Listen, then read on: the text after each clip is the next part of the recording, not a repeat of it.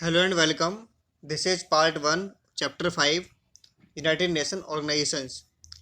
इस वीडियो में हम चैप्टर 5 से रिलेटेड एमसीक्यूज पर डिस्कस करेंगे और इस वीडियो के बाद आप अपना ऑनलाइन टेस्ट भी दे सकते हैं इस चैप्टर से रिलेटेड, जिसके लिए लिंक डिस्क्रिप्शन बॉक्स में दिया हुआ है और उसके बाद आप अपना स्कोर भी जान सकते हैं। So let's begin. IAEA came into being with the proposal of. IAEA किसके प्रस्ताव के साथ अस्तित्व में आया? Option 1 14 points of Roosevelt, option 2 autumns for piece, 3 an agenda for piece, या 4 डिक्लेरेशंस ऑफ यूनाइटेड नेशंस। सोचिए कौन सा ऑप्शन सही है।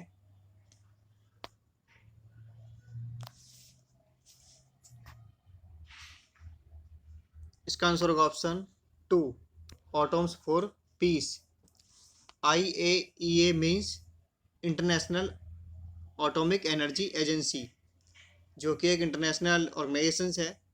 इसे इस्टेब्लिश किया गया था जुलाई 1957 में to promote the peaceful use of nuclear energy. Nuclear energy के पीसफुल यूज के लिए और न्यूक्लियर एनर्जी के मिलिट्री पर्पज या न्यूक्लियर वेपन्स बनाने से रोकने के लिए इसका गठन किया गया था। Next question is the veto power was used numerous times by a permanent member up to 1991 is. 1991 तक किस स्थायी सदस्य द्वारा वीटो पावर का कई बार उपयोग किया गया? Option 1 USSR, 2 USA, 3 UK, option 4 France. सोचिए कौन सा ऑप्शन सही है, किसके द्वारा सबसे ज़्यादा बार वीटो पावर का इस्तेमाल किया गया?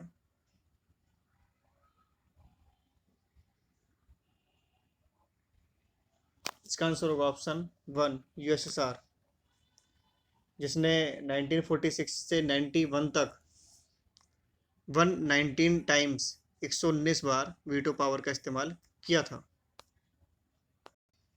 Next question is the organisation that became successor of GATT in 1995 was. 1995 में गेट का उत्तराधिकारी बनने वाला संगठन कौन सा था? Option 1 world bank, 2 IMF, 3 UNCTAD, या 4 WTO।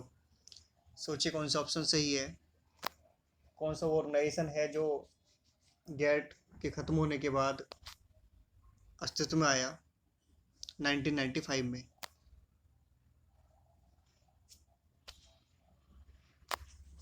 इसका आंसर होगा ऑप्शन 4 WTO। गेट की फुल फॉर्म है general agreement on tariff and trade, जो कि 23 कंट्रीज़ के द्वारा 1947 में फॉर्म किया गया था। 1 जनवरी 1995 को गेट के स्थान पर WTO अस्तित्व में आया। Next question is India joint the UN इन। भारत किस वर्ष में संयुक्त राष्ट्र में शामिल हुआ? ऑप्शन 1 1944, 2 1945, 3 1947, या 4 1948। सोचिए कौन सा ऑप्शन सही है, भारत कब शामिल हुआ, किस वर्ष में यूनाइटेड नेशन?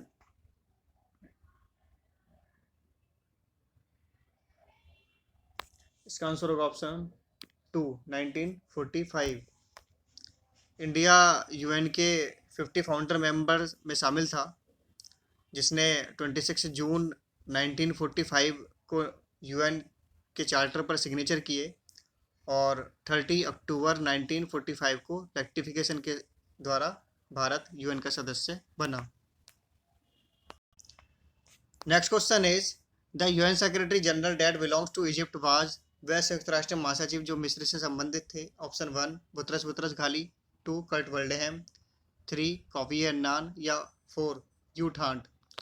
सोचिए कौन सा ऑप्शन सही है, कौन से वो सेक्रेटरी जनरल थे जो इजिप्ट से संबंधित थे?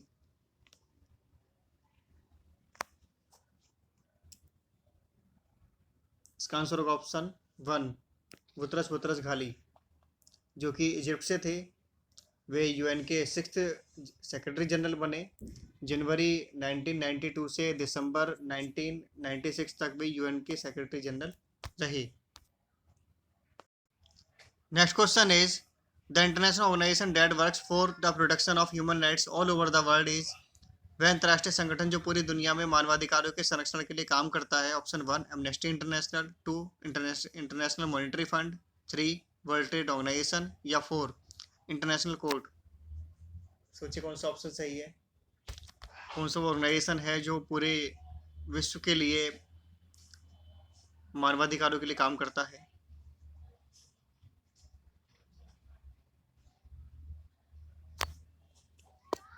इसका आंसर होगा ऑप्शन 1 एमनेस्टी इंटरनेशनल, जिसका हेडक्वार्टर यूके यूनाइटेड किंगडम में है। Next question is trusteeship council was suspended on. Trusteeship council को कब निलंबित कर दिया गया। ऑप्शन 1 1 नवंबर 1994, 2 1 अप्रैल 1990, ऑप्शन 3 1 दिसंबर 1993 या 4 1 जून 1992। सोचिए कौन सा ऑप्शन सही है।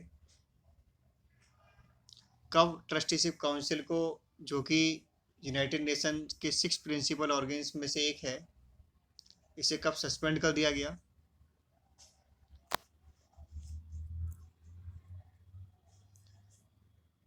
इसका आंसर होगा ऑप्शन 1 1 नवंबर 1994। वे अंडर डेवलप्ड कंट्रीज जो कॉलोनियल रूल्स के ट्रांजिशनल फेज में थी, उनकी देखरेख, उनके एडमिनिस्ट्रेशन की जिम्मेदारी डेवलप कंट्रीज को दी गई थी इस ट्रस्टीशिप काउंसिल के तहत। अब धीरे धीरे सभी कंट्रियां जो है वो इंडिपेंडेंट होती गई और अंत में 1994 में पिलाऊ भी इंडिपेंडेंट हो गया, जिसके साथ ही ट्रस्टीशिप काउंसिल का काम भी खत्म हो गया और इसे सस्पेंड कर दिया गया। अब ये कोई काम नहीं करता है। Next question is the uniting for piece resolution was adopted by the. Uniting for piece resolution किसके द्वारा अपनाया गया था। Option 1 international court of justice अंतर्राष्ट्रीय न्यायालय, 2 सिक्योरिटी काउंसिल सुरक्षा परिषद, ऑप्शन 3 जनरल असेंबली महासभा या 4 सेक्रेटरीट सचिवालय। सोचिए कौन सा ऑप्शन सही है। किसके द्वारा यूनाइटिंग फॉर पीस रेजोल्यूशन शांति के लिए एकता प्रस्ताव अपनाया गया था।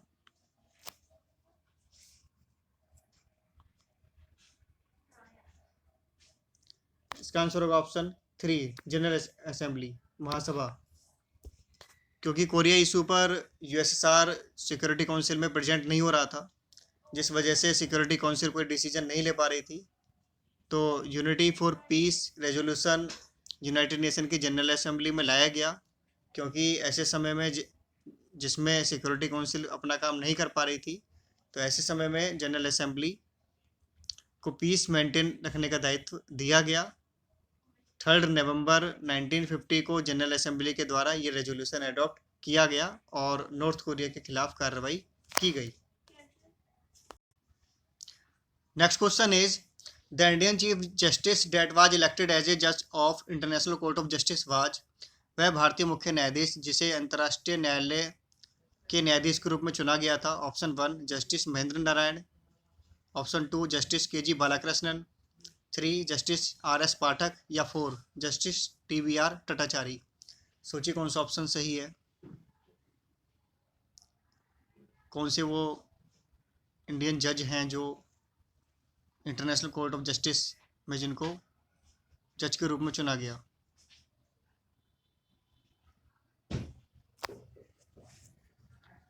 इसका आंसर होगा ऑप्शन 3 जस्टिस आर.एस. पाठक, जो कि 1989 से 1991 तक इंटरनेशनल कोर्ट ऑफ जस्टिस में जज रहे थे।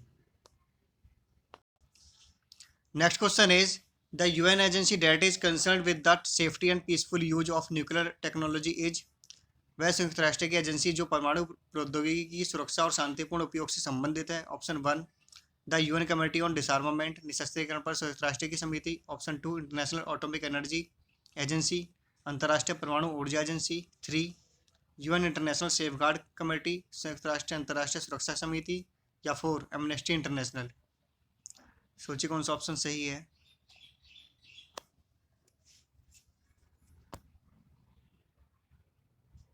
इसका आंसर होगा option 2 international atomic energy agency, जो कि एक इंटरनेशनल ऑर्गेनाइजेशन है।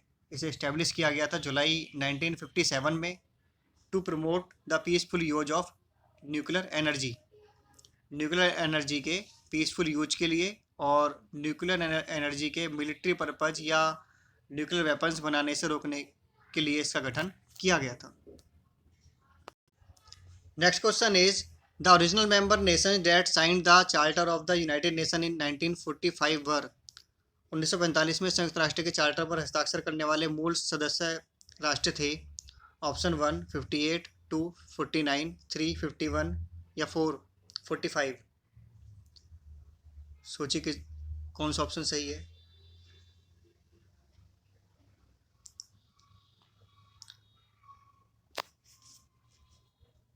इसका आंसर होगा ऑप्शन 3 51। देखिए 26 जून 1945 को साइन किए थे टोटल 50 कंट्रीज ने, लेकिन 24 अक्टूबर 1945 जिस दिन यूनाइटेड नेशन का चार्टर लागू हुआ या यूनाइटेड नेशन अस्तित्व में आया, इससे ठीक पहले 15 अक्टूबर 1945 को पोलैंड ने भी यूएन चार्टर पर सिग्नेचर कर दिए थे। तो इस तरह पोलैंड 51वें सदस्य के रूप में यूएन का फाउंडर मेंबर बना। Next question is the organ of the UN described as the town meeting of the world is the. संयुक्त राष्ट्र का वह अंग जिसे विश्व की पंचायत कहा जाता है। ऑप्शन 1 सेक्रेटरीट सचिवालय, ऑप्शन 2 सिक्योरिटी काउंसिल सुरक्षा परिषद, या ऑप्शन 3 जनरल असेंबली महासभा, या ऑप्शन 4 इकोसॉक इकोनॉमिक एंड सोशल काउंसिल आर्थिक एवं सामाजिक परिषद। सोचिए कौन सा ऑप्शन सही है, किसे कहा जाता है विश्व की पंचायत।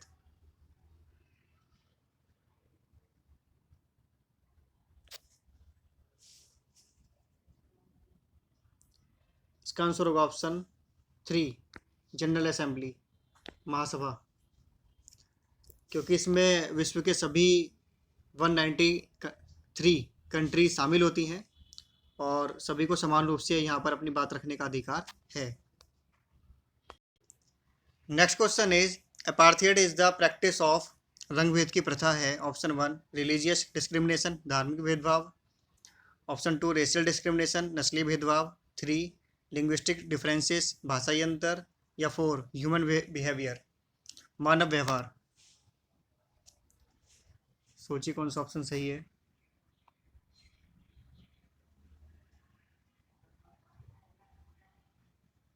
इसका आंसर होगा ऑप्शन 2 रेशियल डिस्क्रिमिनेशन नस्लीय भेदभाव। Next question is ILO stands for. ILO का पूरा नाम है। Option 1 international law and order अंतर्राष्ट्रीय कानून और व्यवस्था, ऑप्शन 2 इम्पोर्टेंट लेबर ऑफिस महत्वपूर्ण श्रम कार्यालय, ऑप्शन 3 इंटरनल लिबरेशन ऑर्गेनाइजेशन आंतरिक मुक्ति संगठन, या ऑप्शन 4 इंटरनेशनल लेबर ऑर्गेनाइजेशन अंतर्राष्ट्रीय श्रम संगठन। सोचिए कौन सा ऑप्शन सही है। ILO की फुल फॉर्म।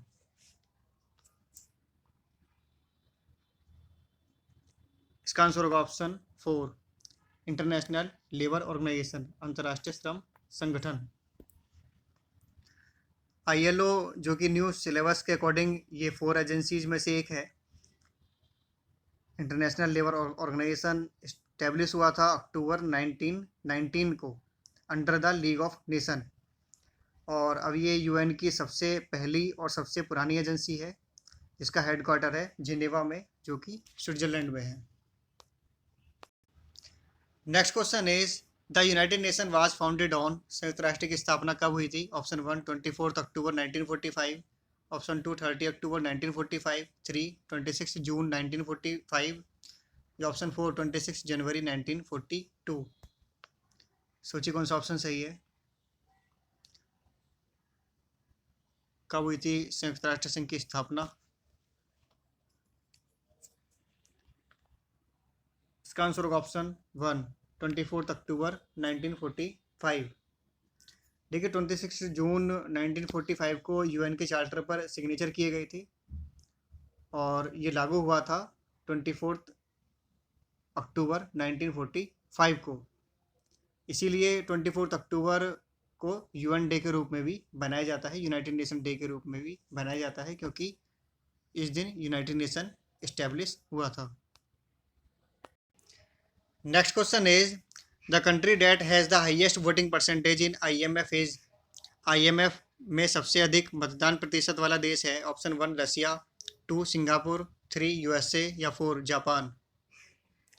सोचिए कौन सा ऑप्शन सही है। कौन सी वो कंट्री है जो आईएमएफ में सबसे ज़्यादा वोटिंग शेयर रखती है?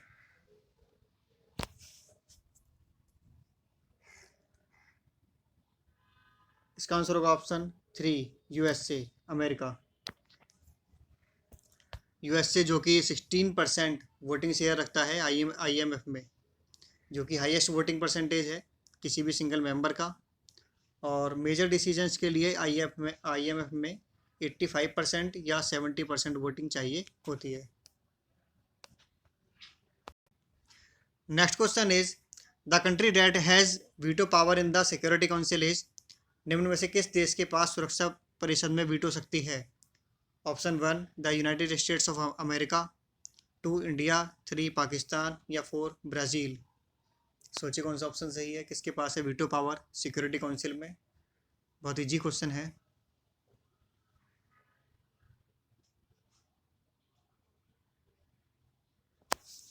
इसका आंसर होगा option 1 United States of America. Veto power 5 countries के पास है। कौन सी कंट्रीज़ हैं वो? अमेरिका, रसिया, ब्रिटेन, फ्रांस और China. Next question is the Group of 77 at the UN is a loose coalition of. संयुक्त राष्ट्र में 77 देशों का समूह किस प्रकार के देशों का समूह है? ऑप्शन 1 न्यूक्लियर मैन्युफैक्चरिंग कंट्रीज, परमाणु उत्पादक देश। ऑप्शन 2 इंडस्ट्रियलाइज कंट्रीज, औद्योगिक देश। 3 डेवलप्ड कंट्रीज, विकसित देश या 4 डेवलपिंग कंट्रीज, विकासशील देश। सोचिए कौन सा ऑप्शन सही है। G77 किन देशों का समूह है?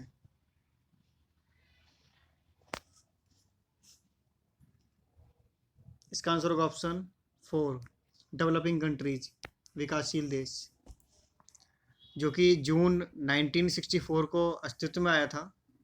इसमें टोटल 134 डेवलपिंग कंट्रीज शामिल हैं। डेवलपिंग कंट्रीज़ ने इकोनॉमिक इंटरेस्ट के लिए अपनी आवाज़ यूनाइटेड नेशन में पुरजोर रूप से उठाने के लिए G77 का निर्माण किया था, ताकि वे एकजुट होकर अपनी मांग यूएन में रख सकें। Next question is human rights watch is. Human right watch क्या है? ऑप्शन 1 ए बायलैटरल ऑर्गेनाइजेशन, एक द्विपक्षीय संगठन। ऑप्शन 2 एन इंटरनेशनल नॉन और गवर्नमेंटल ऑर्गेनाइजेशन, एक अंतर्राष्ट्रीय गैर सरकारी संगठन। ऑप्शन 3 ए मल्टीनेशनल ऑर्गेनाइजेशन, एक बहुराष्ट्रीय संगठन। या 3 पॉलिटिकल पार्टी, राजनीतिक दल। सोचिए कौन सा ऑप्शन सही है। ह्यूमन राइट वॉच क्या है?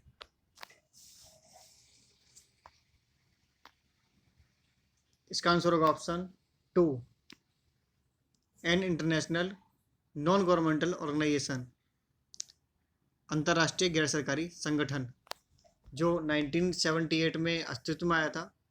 ये ह्यूमन राइट्स के लिए वर्ल्ड वाइड काम करता है और इसका हेडक्वार्टर अमेरिका के न्यूयॉर्क में है। Next question is the Atlantic charter was signed on. Atlantic charter पर हस्ताक्षर कब किए गए थे? ऑप्शन 1 1941 अगस्त, ऑप्शन 2 1941 सितंबर, 3 1942 अगस्त या 4 1942 सितंबर। सोचिए कौन सा ऑप्शन सही है, कब किए गए थे अटलांटिक चार्टर पर साइन?